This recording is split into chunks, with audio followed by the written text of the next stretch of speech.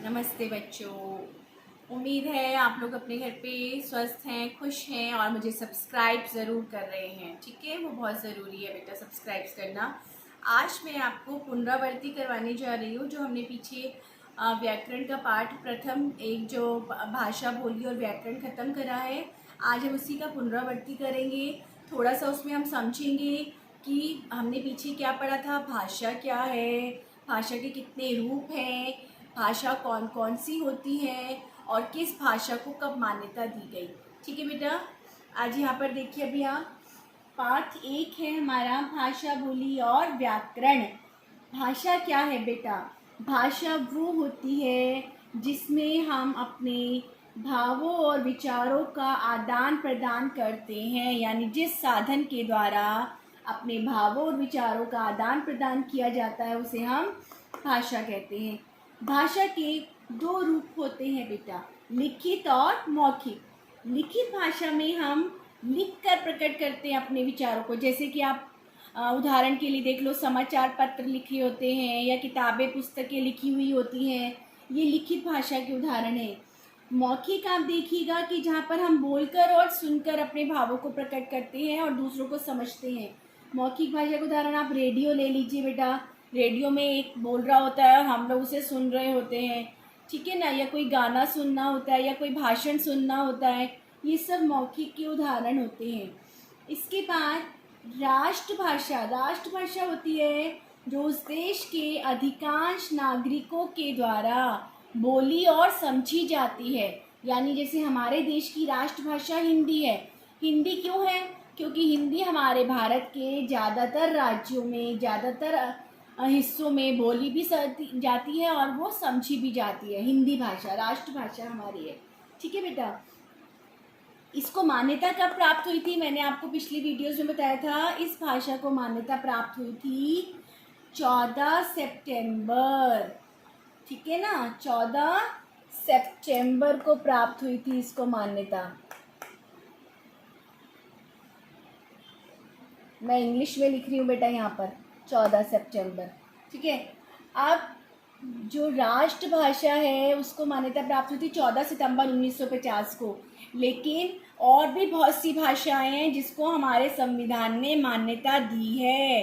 ठीक है, इसीलिए आप इसमें कोई भी कंफ्यूजन नहीं रखेंगे। हिंदी के लिए 14 सितंबर डेट दी गई है, लेकिन बाकी भाषाओं के लिए डेट नहीं दी गई है। बाकी अन्य भाषाएं भी हैं जिन्हें मान्यता प्राप्त है।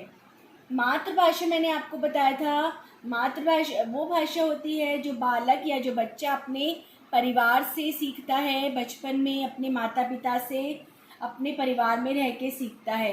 तो ये मातृभाषा उनकी यहाँ की पूरा परिवार बोलता है तो वो बच्चा सीख जाता है। जैसे कि आप उदाहरण ले लो, अगर गुजराती परिवार का बच्चा है, उसके माता पिता आपस में गुजराती में बात कर रहे हैं, तो वो गुजराती भाषा अपने आप ही समझने और बोलने लग जाएगा, वो समझ जाएगा क्योंकि वो उसकी मातृभाषा होगी, वो उसने अपने परिवार से सीखी है। ठीक है ना, ये पंजाबी बालक है तो उसको पंजाबी सुनना समझना उसे अपने आप से आ जाएगा क्योंकि वो उसके परिवार की भाषा है। इसी तरह से राजभाषा आप समझिए। राजभाषा वो भाषा होती है जिसमें देश के राजकीय कार्य या सरकारी कार्य, सरकारी कामकाज जिस भाषा में किए जाते हैं उसे राजभाषा कहते हैं। हमारे देश में राजभाषा हिंदी और अंग्रेजी दोनों है बेटा। वैसे हमारे यहाँ राजभाषा हिंदी है, लेकिन उपराजभाषा जो है आप अंग्रेजी भी कह सकते हैं, क्योंकि अंग्रेजी का प्रयोग भी हमारे देश में बहुत होता है और हिंदी का भी प्रयोग होता है। तो ये सभी भाषाओं का प्रयोग मैंने आपको बताया कहाँ कहाँ कैसे कैसे होता है, किस भाषा को हम किस रूप में जानते हैं। मैंने आपको बताया कि हमारे संविधान में कुल 22 भाषाएं हैं बेटा, कुल 22 भाषाएं। इसमें बहुत सारी भाषाएं हैं, कन्नड़ है, गुजराती है और भी बहुत सारी भाषाएं हैं जिसमें ग्रंथ लिखे जाते हैं, जिसमें अनुवाद किया जाता है या जिसके अंदर हम कहानी उपन्यास लिखते हैं। तो वो अन्य 22 भाषाएं हैं जो मैंने आपको पिछले वीडियोस में बताई हैं, अलग अलग करके आपको मैंने बताई थी। 22 भाषाएं हमारे संविधान में मान्यता प्राप्त हैं। ठीक है ना, लेकिन भारत में सिर्फ राष्ट्रभाषा जो है वो हिंदी है और उसको 14 सितंबर कब प्राप्त हुई थी मान्यता? 1949 को मान्यता प्राप्त हुई थी। तो ये जो है ये सितंबर अगर मैं आपको लिखूं तो ये 14 सितंबर हिंदी में लिख रही हूँ बेटा मैं अब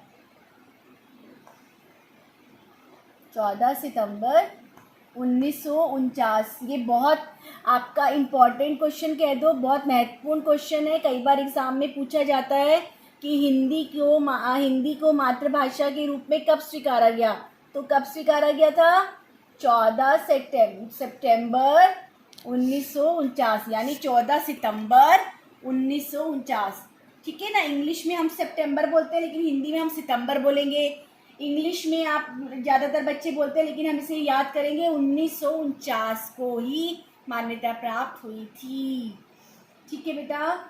अब इससे आगे मैं आपको कल के वीडियो में बताऊंगी, लेकिन आप इसको ध्यान से समझिए। कोई संदेह है ज़रूर पूछिएगा कमेंट बॉक्स में, और पीछे की वीडियोस भी ज़रूर देखिएगा, उसे दोहराइएगा, क्योंकि ये पुनरावृत्ति है। यहाँ पर भी कोई अगर आपको दिक्कत है तो आप पीछे की वीडियोस देख सकते हैं।